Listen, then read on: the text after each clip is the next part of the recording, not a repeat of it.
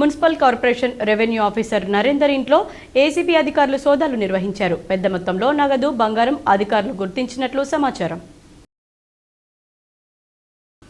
నగరంలోని వర్ని రోడ్లో స్వచ్ఛదనం పచ్చదనం కార్యక్రమంలో అర్బన్ ఎమ్మెల్యే ధన్పాల్ సూర్యనారాయణ గుప్తా పాల్గొని మొక్కలు నాటారు. నందిపేటలో ఆదివాసీ సేవా సంఘం ఆధ్వర్యంలో ప్రపంచ ఆదివాసీ దినోత్సవాన్ని ఘనంగా నిర్వహించారు. దర్పల్లి మండలంలో నాగుల పంచమి వేడుకలను ఘనంగా జరుపుకున్నారు.